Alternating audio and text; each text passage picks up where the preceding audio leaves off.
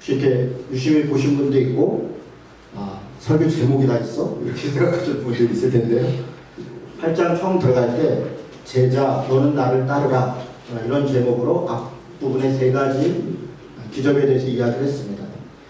그리고 서기관이 가지고 있었던 예수님에 대한 기대와, 서기관은 예수님에 대하여 자신이 가지고 있는 지식과 자신이 가지고 있는 어떤 기대를 가지고 예수님을 선생님이라고 불렀습니다. 선생님이라는 기대를 갖고 있었지만, 예수님을 말없이 따랐던 제자들은 예수님을 주님이라고 불렀죠. 왜 그랬냐면 예수님은 나병환자, 백부장, 여인, 이렇게 가장 그 시대에 연약한 사람들에게 친히 찾아가서 그들의 아픔과 그들의 어려움을 해결해 주시고, 그 사랑을 보면서 저는 그냥 단지 선생님이 아니라 우리의 주님이구나, 그런 관점에서 보게 되었습니다. 그런 주님을 너는 나를 따라라, 예수님 그렇게 이야기하셨습니다. 두 번째로는 지난주에 제가 제목을 제자 다른 가치로 살아라, 이렇게 제목을 정했었습니다. 바리새인이 가지고 있었던 예수님과 세상을, 또 혹은 하나님을 바라봤던 가치, 그 방향과 또 돼지떼를 쳤던 사람들이 가지고 있었던 가치, 그 삶의 목적과, 그리고 심지어는 요한의 제자들, 새 요한의 제자들까지도 예수님이 제자들에게 요구했던 가치와는 다른 가치로 살았습니다. 예수님께서는 새 술은 새 부대에 담아야 된다. 그 새 부대와 새 술이 되는 가치, 이 시대에 가장 가난하고 고통받는 사람들과 함께 차별 없이 그들과 함께 지내야 되는 그런 제자의 삶에 대해서 이야기했다, 그렇게 말씀드렸습니다. 오늘 제목은 뭔지 보이십니까? 제자 간절함이 향하는 곳은 이라고 지었습니다. 오늘 우리가 읽은 본문에는 굉장히 간절한 사람들이 나옵니다. 자기 자녀가, 딸이 죽어서 예수님 앞에 와서 딸을 살려달라고 그렇게 애원하는 관리가 있습니다. 또 12년 동안, 여기는 11년이나 나와 있지 않지만 마가복음이나 누가복음에 보면 11년이나 혈루증 앓는 여인이 여기저기 가봐서 별거별걸 다 해봤지만 재산만 다 날리고, 그리고 이제 마지막 같은 심정으로 아주 간절한 마음으로 예수님의 옷자락을 만지는 그런 여인의 이야기도 있습니다. 눈 소경된 사람, 또 벙어리 된 사람, 자기 삶에 있어서 정말 예수님이 아니면 고칠 수 없을 것 같은 절박감으로 예수님을 만지는 사람이 있습니다. 이런 간절함들이 과연 어디를 향하고 있는가? 이런 간절함들은 무엇으로 향해야 하는가? 오늘 그 이야기를 좀 나누려고 합니다. 9장 18절에서 26절은 우리가 사실 잘 아는 이야기입니다. 다른 말씀들 마가복음이나 누가복음과 달리 마태복음은 이 이야기를 완전히 축소하고 있습니다. 마가복음이나 누가복음에 보면 회당장 야이로의 딸이 아팠다 이렇게 나옵니다. 죽었다가 아니라 아파했습니다. 그래서 빨리 와서 고쳐달라고. 그런데 그 중간에 또 하인이 와서 이미 죽었습니다. 더 이상 예수님 괴롭히지 마십시오. 이런 여러 이야기들이 구구절절이 굉장히 드라마틱하게 있습니다. 그런데 우리가 읽은 마태복음은 굉장히 단순하고 축약적으로 딱 이야기를 합니다. 왜 그렇습니까? 목적이 다르기 때문에 그렇습니다. 마가복음과 누가복음은 각자의 관점에서 그 이야기가 무엇을 의미하는지 읽는 사람들로 하여금 깨닫도록 요청하는 지점들이 있습니다. 마찬가지로 마태도 이야기를 축약하면서 마태가 지금 초점을 맞추는 것은 그가 얼마나 아팠고 무엇을 했고가 아니라 여기서 딱 두 가지입니다. 예수님이 누구신가, 예수님이 어떤 권위를 가지고 계신 분인가를 설명하고 싶은 것이고, 왜 그 죽었던 사람이 살아났는가, 예수님이 그 죽었던 사람 혹은 그 부모에게 혹은 길거리에서 만난 여인에게 무엇을 요구하고 있는가, 사실 그 얘기만 간단하게 하고 있습니다. 초점이 기적과 치유에 있는 게 아니라는 이야기입니다. 우리는 성경을 읽다 보면 초자연적인 어떤 기적과 치유를 볼 때마다 거기에 매료됩니다. 예수님 대단하다, 정말 멋있다, 내가 믿는 예수님이 이런 능력자다. 여러분, 그런데 우리가 하나 착각하는 게 있습니다.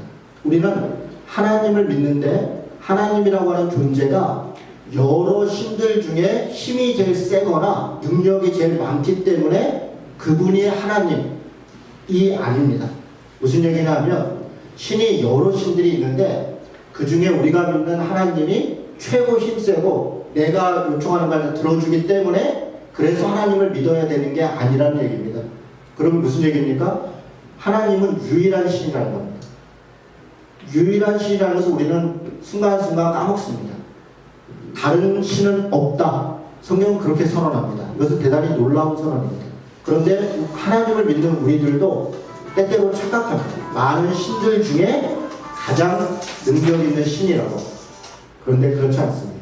하나님은 유일한 신이시고 다른 신은 신이 아니다. 신이 아니면 뭡니까? 신이 아니면 사실 우리 인간의 욕망과 욕심의 투영이다. 이렇게 이야기하는 겁니다. 우리는 어떤 기적과 치유 사건을 보면 예수님이 기적을 일으켰으니까 하나님이 누구를 치유해 줬으니까 그러니까 하나님이 하나님이지 라고 생각하기 쉽지만 기적과 치유가 목적이 아니라 하나님 그 자체가 목적입니다. 기적과 치유를 통해서 우리에게 요청하는 것은 그 기적과 치유가 아니라 하나님이 어떤 분인지 예수님이 어떤 분이신지 또 우리 그것을 믿는 우리가 어떠해야 되는지를 요청하고 있다는 것입니다.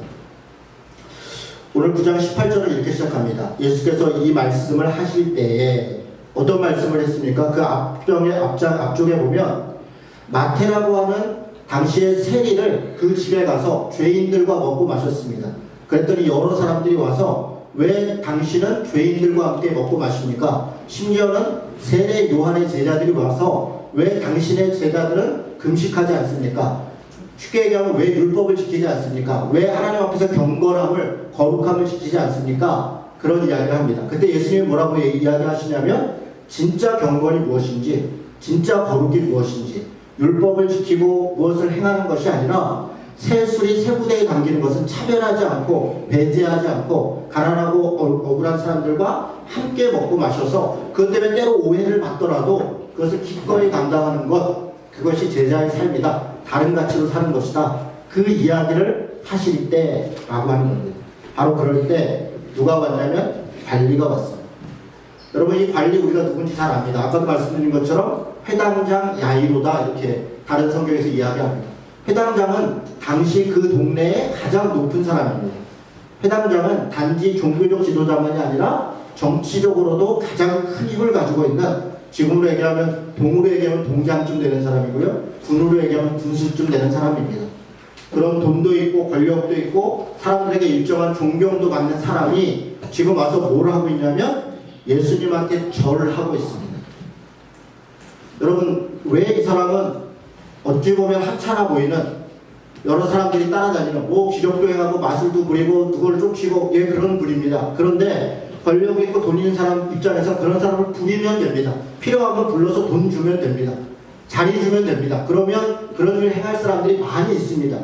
그런데 이 사람이 왜 예수님한테까지 뛰어와서 지식인이고 자리도 있고 권력도 있고 누가 봐도 체면도 있고 이런 사람이 예수님 앞에 와서 무릎을 꿇고 그에게 절을 할까요? 뭐 때문에 그런 겁니까 지금?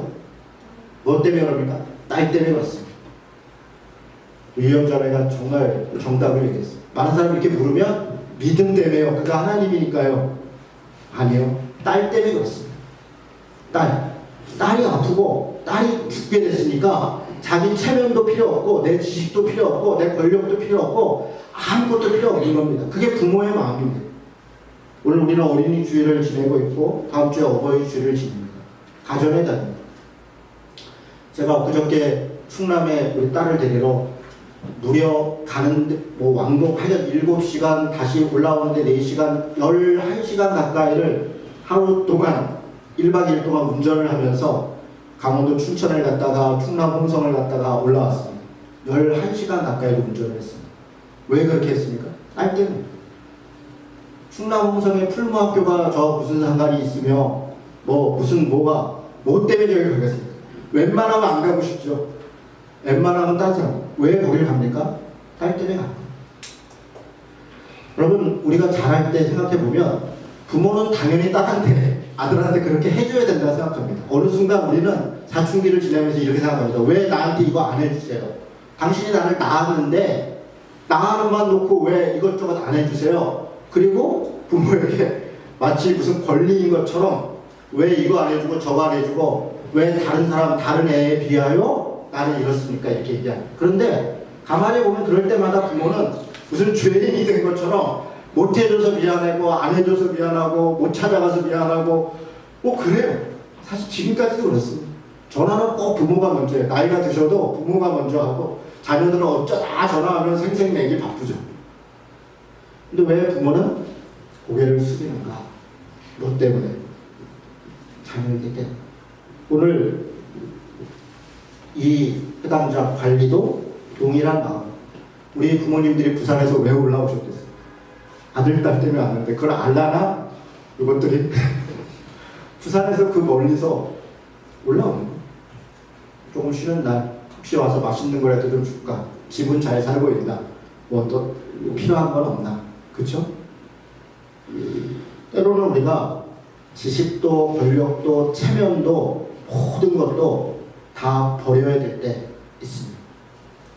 자녀 때문에 지금 이 관리처럼 그렇게 합니다. 이 지금 딸은 어떤 상황이라고 얘기를 하냐면 방금 죽었다 이렇게 얘기했어요. 죽은 자녀이지만 혹시 살릴 수 있을까라고 하는 마음으로 쫓아온 겁니다. 생명을 위해서라면 무릎을 꿇고 이야기를 하는 것입니다.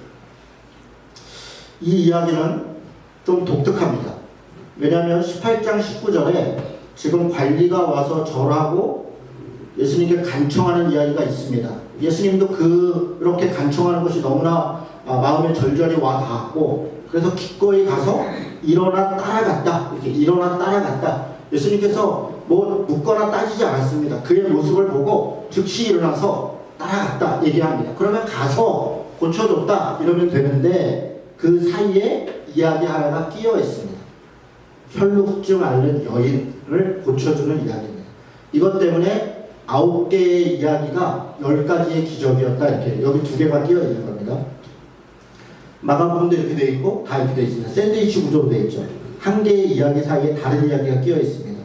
이럴 때는 대개 가운데 이야기를 통해서 진짜 원래 흐름 속에서 말하고 싶은 게 있는 겁니다. 가운데 이야기가 지금 원래 이야기를 조금 더 분명히 하고 싶을 때 이런 구조를 갖습니다. 가운데 이야기는 뭡니까? 혈루증 앓는 여자인데 여러분 혈루증 앓는 여자는 읽을 때는 너무 안타까운 여자, 죄 없는 여자, 고통받을 여자, 불쌍한 여자, 그래서 도와줘야 될 여자로 인식하지만 당시 시대는 그런 여자가 아닙니다. 혈루증 앓는다는 것 때문에 사람들로부터 배척당했던 여자입니다.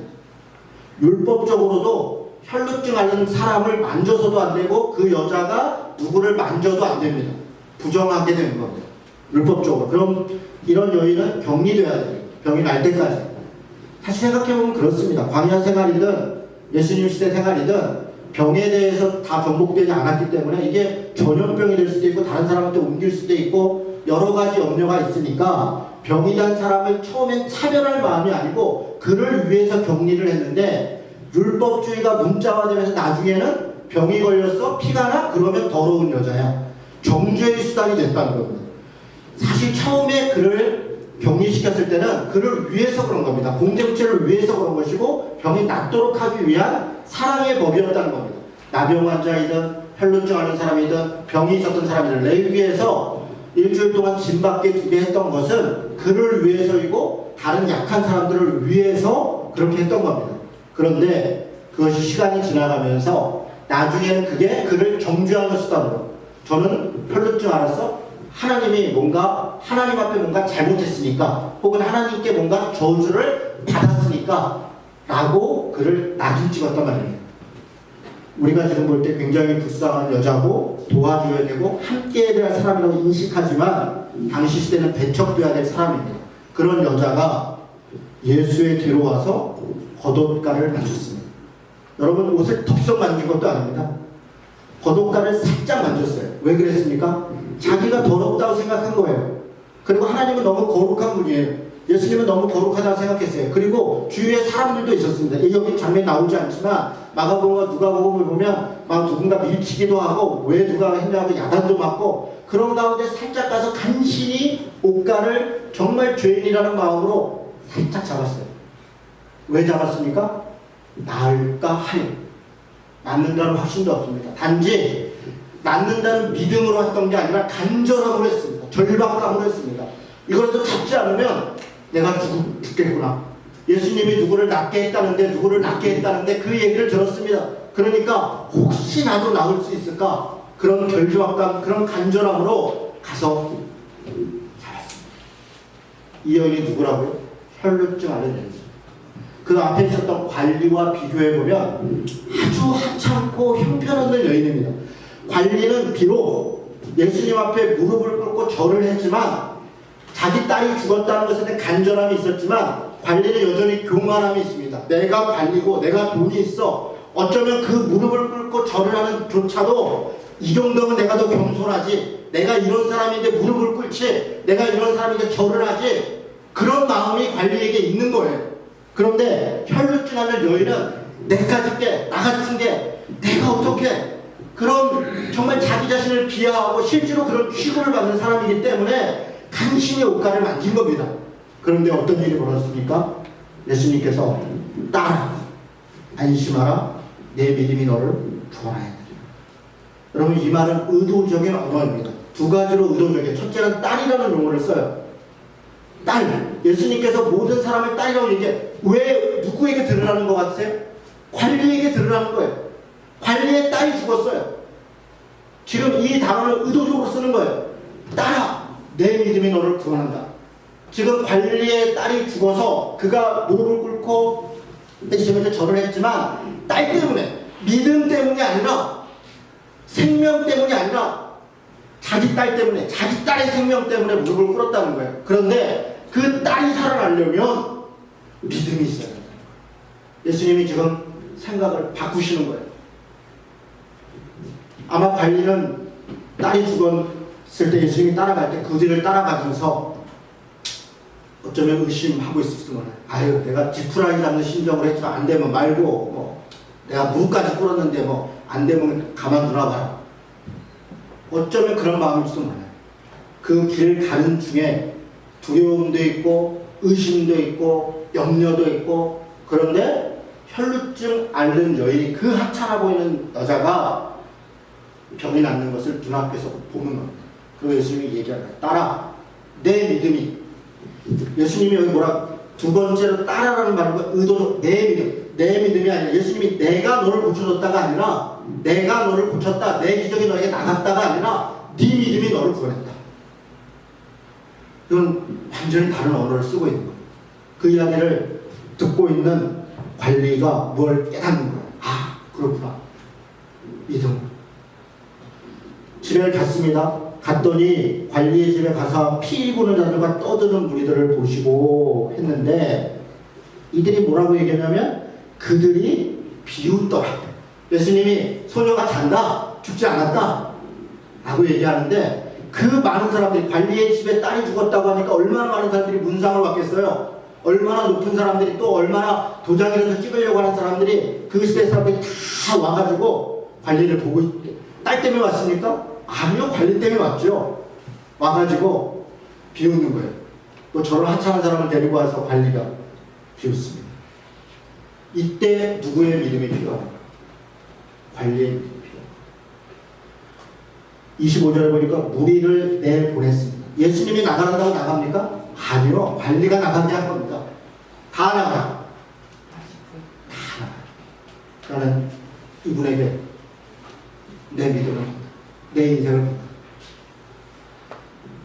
비록 그가 딸 때문에 무릎을 꿇었지만 혹시나 하는 마음으로 꿇었지만 이후에 이야기는 달라진 거예요. 무엇이 그를 고쳤냐면 그의 무릎 꿇음이 아니고 그의 어떠함이 아니라 그의 믿음이 그의 딸을 살린다. 지금 그 이야기를 하고 있는 겁니다.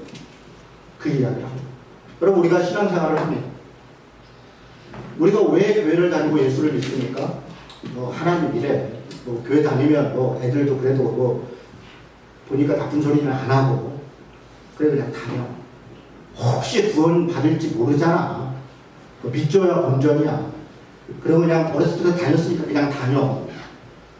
우리가 딸 때문에 혹은 아빠 때문에 혹은 누구 때문에 무엇 때문에 교회를 나오고 신앙생활 하지만 그것으로 우리는 구원받을 수 없다는 것입니다.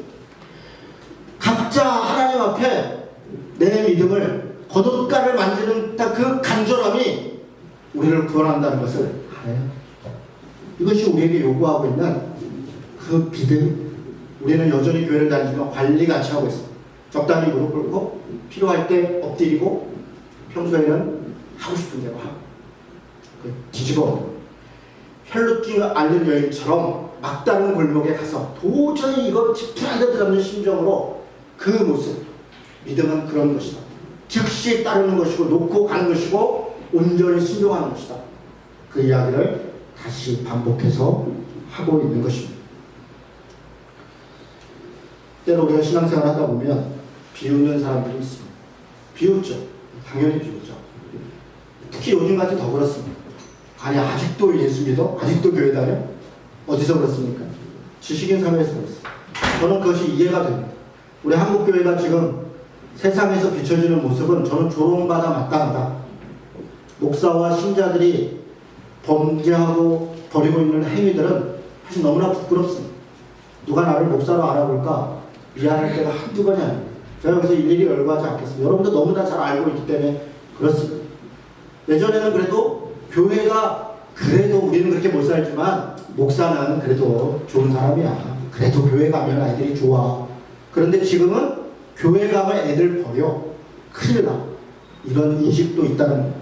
지식인들이 서로 아니 아직도 교회 다녀?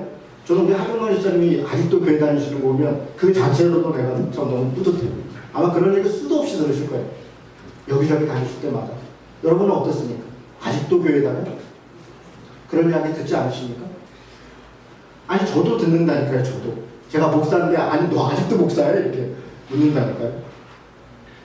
비웃죠. 조롱하죠. 물론 원인과 책임 저는 깊이 반성해야 되고 우리가 달라져야 된다고 생각합니다.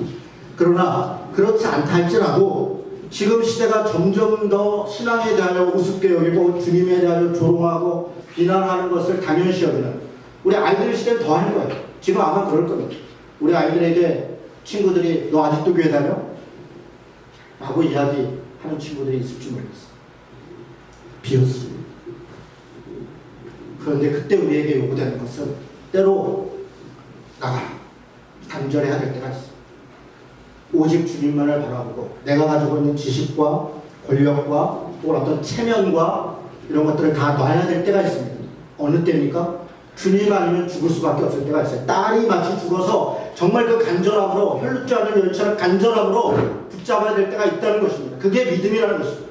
그게 제자의 삶이라고 우리에게 저는 이 본문이 이야기하고 있더라고 생각합니다. 27절부터는 두 맹인이 있었습니다.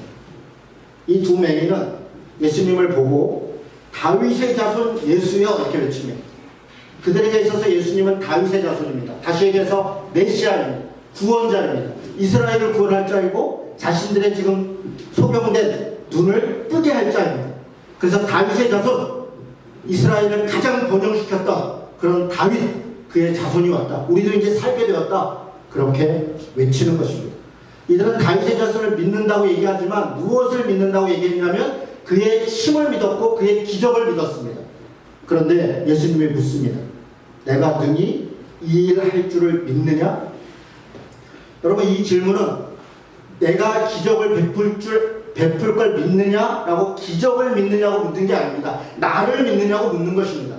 다시요. 지금 맹인은 예수님을 보고 그의 힘을 믿고 그의 기적을 믿는 겁니다. 그래서 예수를 따르려고 하는 것입니다.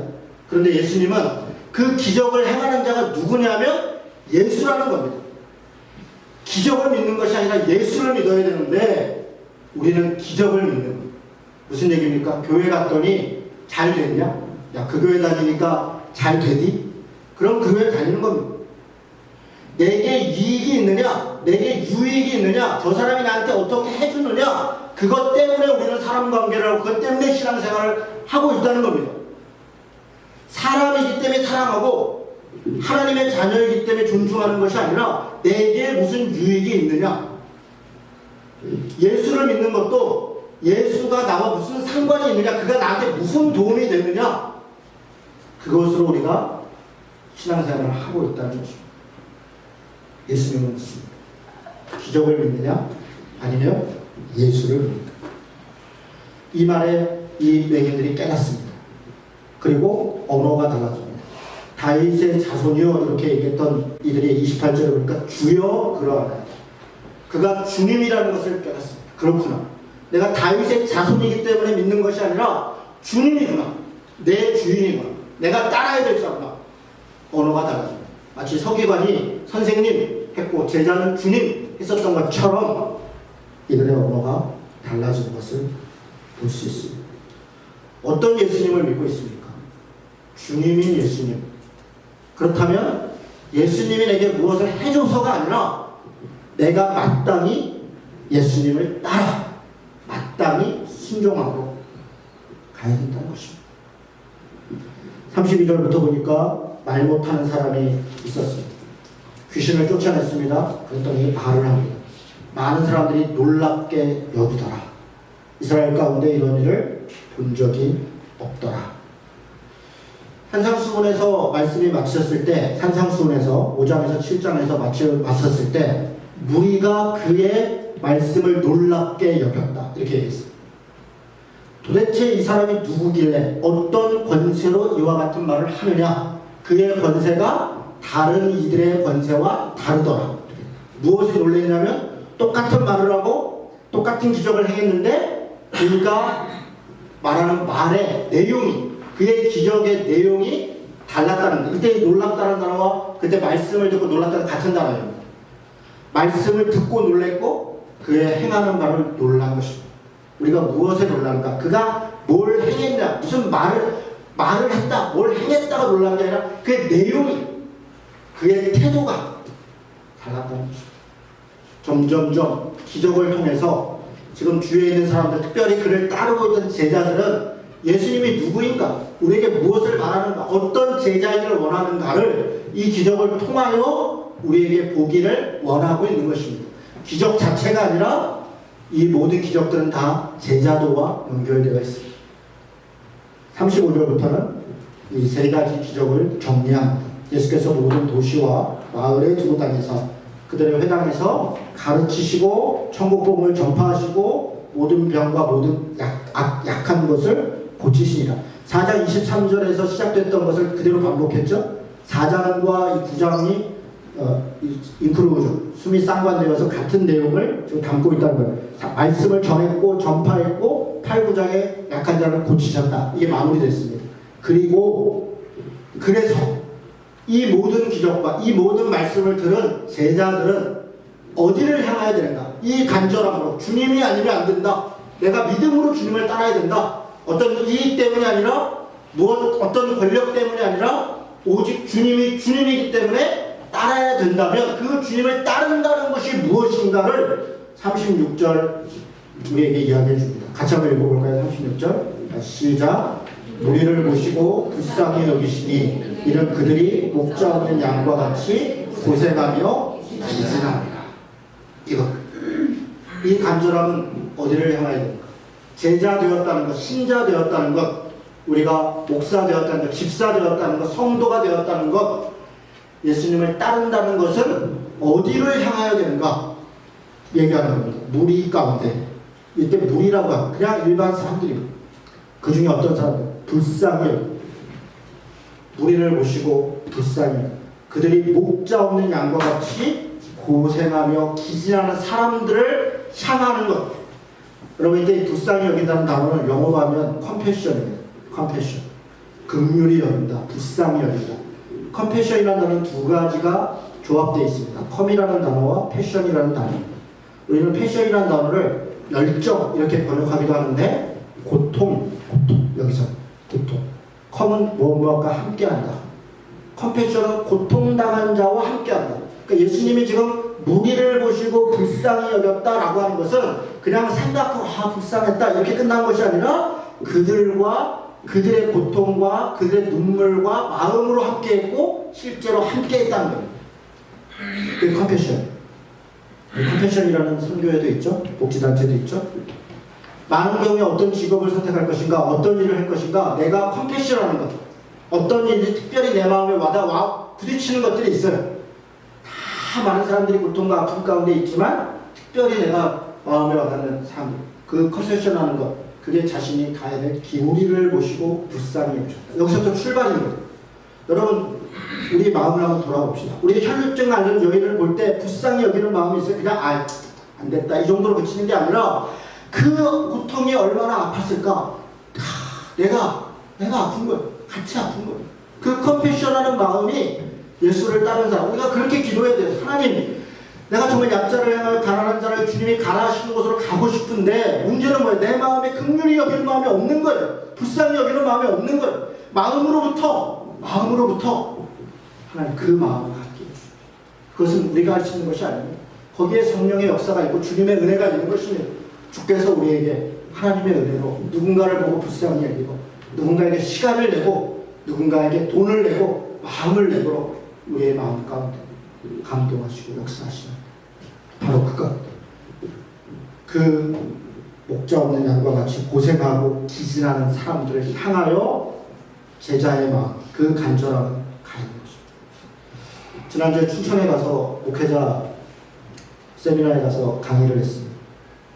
같이 이야기를 하다가 왜 요즘 목회가 안 되냐. 요즘 여러분 정말 목회 어렵습니다. 제가 목회라고 할 때 목사 입장에서 얘기하는 게 아니라 우리 교회 다 마찬가지입니다. 개척하면서 교회가 자리 잡기가 정말 어려워요. 당연히 일단 기본적으로 숫자적으로 그렇습니다. 여러분 우리나라에 지금 편의점이 3만 5천 개인데요. 교회가 지금 몇 개인 줄 아세요? 교회는 8만 7천 개. 편의점이 이렇게 많은데 교회는 2배, 3배를 좀 넘어가는 것 같아요. 왜 이렇게 많은가? 간단합니다. 신자가 많아서가 아니에요. 신자는 절반으로 줄었습니다. 신자는 절반이 됐어요. 그럼 뭐가 많은 거예요? 목사가 많은 거예요. 우리가 1000만 성도 5만 교회 10만 목회자 그렇게 이야기할 때가 있었어요. 1000만 성도에 5만 교회에 10만 목회자면 적절하다고 생각했어요. 사실 그것도 좀 많은 거예요. 부교육자도 있고 뭐 다 이렇게 저렇게 해서 10만에서 지금은 30만이 넘었어요. 저는 왜 많은 사람들이 저를 포함해서 목사를 하려고 그러는지 정말 다시 생각해요. 여러분 밥 먹고 살기 어렵습니다. 혹시 우리 성도들 중에 목사를 해야겠다 싶으면요. 밥 먹고 살기 어려울 각오하고 진짜 소명이 있잖아요. 저는 웬만하면 안 했으면 좋겠어요. 하려고 해도 공부 다 하고 요즘요 그냥 기도하고 뭐 적당히 하면서 절대 안 해요. 여러분 공부 많이 해야 돼요. 정말 일반 공부, 신학 공부만이 아니라 정말 세상 물정 모르고 아무것도 모르고 성경만 풀고 그것도 안 돼요. 개척 시대가 아니에요 지금. 이미 3세대 4세대. 정말 공부를 열심히 해야 되고 죽기 살기로 해야 되고 누군가 직장 생활하고 정말 열심히 어떤 직업에 요즘 직업이 너무 어렵지 청년들 그거 이상으로 해야 저는 된다고. 그만큼 어려워요. 굉장히 어려운 시대예요. 근데 지금 우리가 너 할 일 없으면 너 정도 되면 목사나 해라. 그러니까 함부로 그러면 큰일 나요. 그 밥값도 안 줄 거면서 괜히 목사를 특히 우리 집 애들한테 목사나 되라 이런 얘기 절대 하지 마십시오. 목사님 혹시 해볼래? 굉장히 존중해서 너 굉장히 어려운 일인데 너 정도 할 거야. 정말 그 목사나 해라 뭐 할 거 없는데 절대 혹시 우리 청년들 중에 정말 어려운데 목사나 해보 절대 큰일 나요. 아무도 책임 안 돼. 나중에 큰일 난다 진짜. 숫자가 굉장히 많습니다. 많다 보니까 온갖 일들이 벌어져요. 빼고 나가죠. 그 얘기는 빼고 목회가 어렵습니다. 전체적으로 종교인은 점점 줄고 있어요. 종교인 자체가 기독교, 불교, 천주교 다 합쳐서 종교인은 줄고 있어요. 점점 세상이 살만하다는 거예요. 간절함이 사라진 시대예요. 누가 이 좋은 일요일날 이곳에 앉아서 정말 여기서 누가 이거 하고 싶어요? 안 하고 싶어요. 지금 밖에 나가면 다 좋아요. 영화라는 걸 봐도 감동이 있고 백화점에 보면 좋은 거 많고 놀러 가면 되고 자연도 좋고 너무너무 좋아요. 여기 시설이 좋다고 뭐가 좋아요? 여러분 좋은데 어마어마하게 많아요. 간절함이 사라져가요. 먹고 살만해요. 다 살만해요. 점점 그래서 저는 오히려 기회다. 뭐가 기회냐? 본질로 가는 기회다. 옛날에는 먹고 살기 때문에 도움받을 것 때문에 어려우니까 지푸라기 심장으로 교회를 왔다면 와서 뭐 빵이라도 하나 얻어먹고 뭐라도 하면 우리 애가 가니까 기타라도 배우더라 그래서 보냈다면 지금은 그건 아무것도 아니라는 거예요. 그거는 돈만 있으면 아무데나 다 배울 수 있어요.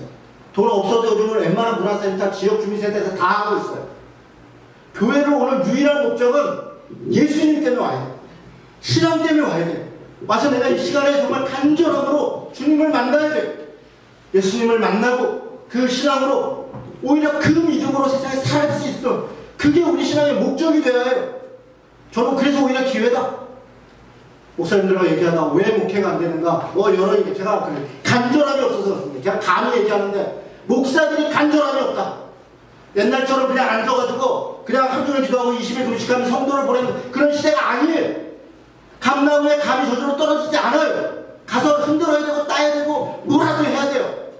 세상을 읽고 지역에 뭐가 필요한지를 봐야 되고 사람들의 필요가 무엇인지 알아야 되고 저 사람이 예수를 믿고 무엇이 달라졌는가 그 영적 감수성도 있어야 되고 지식도 있어야 되고 열정도 있어야 되고 목사도 그래야 되고 신자도 마찬가지예요.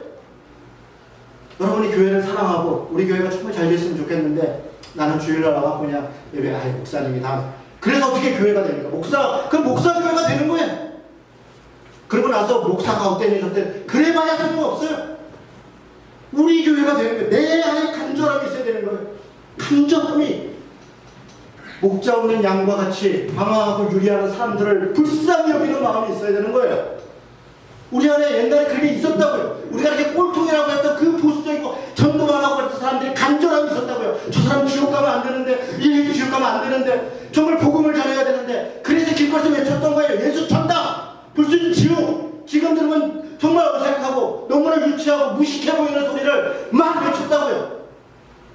여러분 제가 전철에서 이쪽 끝에서 저쪽 끝까지 다니면서 사형리를 외쳤어요. 하나님은 여러분을 사랑하시고 여러분을 위한 놀라운 대학교 1학년 때 정말 간절했어요. 한날은 일산을 가는데 기차에서 사형리를 전하다가 제가 목적지가 홀터 아동복지 봉사하러 가는 길이었는데 그 역에 섰어요. 백마역 대화역이었다고 섰는데 그걸 승질을 모르고 변동하고 있었던 거예요. 창문을 보니까 그래서 가방을 들고 움직이는 차에서 뛰어내렸어요. 미쳤죠. 미쳤어. 생각해보니까 제가 예수님을 처음 만났을 때 고등학교 3학년 때 예수님을 만나고 밤새 동네 전단지를 몇만 장을 찍은 거를 집마다 다 집어넣고 했던 그 열정이 있었다. 그 간절함이 있었다. 그게 보수적이고 신학적으로 그게 다가 아니고 그래요. 그렇습니다. 반대로 진보적인 것들이 빈부적인 신앙인들이 정말 이 나라가 이렇게 해서는 안 된다. 정의롭고 정말 이 나라가 민주화가 된다. 그러기 위해서 자기 목숨을 건졌다고요. 그러고서 불의에 저항하고 감옥에 가고 때로는 그 때문에 의연하게 죽으면 죽으리라 하는 믿음으로 살았단 말이에요. 그걸 비난했어요. 복음이 없다. 저들은 왜 순수하게 하고 왜 저렇게 사회적으로 예수를 믿냐 이야기했어요. 그러나 간절함이 있었다고요. 세상이 이래서는 안 된다. 세상이 이래서는 안 된다. 어떻게 사람이 사람을 억압하고 어떻게 이렇게 인권을 무시할 수 있느냐. 하나님의 나라는 이래서는 안 된다. 그 간절함이 있었다고요. 복음을 전하든 정의를 행하든 우리는 그걸 다 무슨 지식인이라서 판단만 이건 이래서 안 되고 저건 저래서 안 되고 자기는 하나도 안 해. 손가락도 갖다 가잖아요. 손가락도 갖다 하잖아요. 아무것도 안 해. 그러면서 판단 교회는 이래서 안 되고 목사는 저래서 안 되고 저 집사는 저래서 안 되고 예수님은 이래서 안 되고 온갖 판단만 하고 있어요. 뭘 하고 있는 거예요 도대체. 간절함이 없는 거예요. 저는 그 목사님들하고 대화하면서 많은 신자들을 만나면서 제 안에 정말 간절함이 상승합니다. 저희가 제가 지금 살만해요. 제 아내는 교사고 애들은 다 컸고 교회는 우리 박 성주령 제가 잘해서 월세도 큰 문제 없고 성도들이 헌금도 잘 주시고 성도들이 목사님 월급 줘야 되는데 맨날 그 걱정해 주시고 제가 참 오늘날 가만히 둘러보니까 내가 간절함이 없는 거예요. 제가 처음에 교회를 개척했을 때 2011년도에 얼마나 아무도 없어요. 점심을 먹으러 갔는데 가다가 그 앞에 공원이 그때 그 9월동인데 점심 밥 먹기 전에 가서 전도지를 나옵니다. 사람들이 그때만 지금도 더 하지만 그때도 보면은 막 버리고 밥 보는 데서 찍고 한 명 밥 먹고 올라오면서 전도지 나오고 혹시 교회 좀 알려볼까 해서 무슨 기타반 이런 거 한 다음에 10명 모으는데 3,000장 만들었고 온 동네마다 다 뿌리고 한 명 두 명이 간절했다고.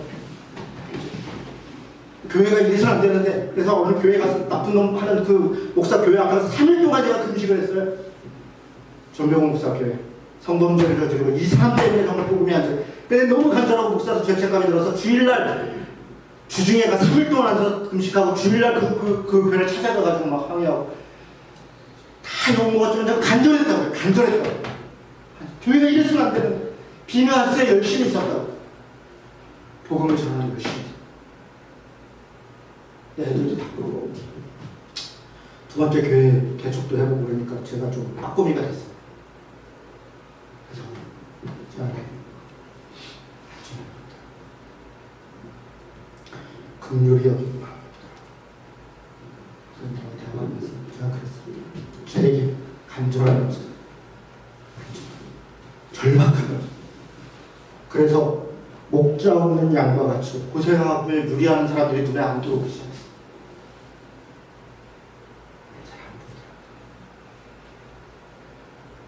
여러분 8장 9장을 마무리하면서 우리가 많은 기적을 봤습니다.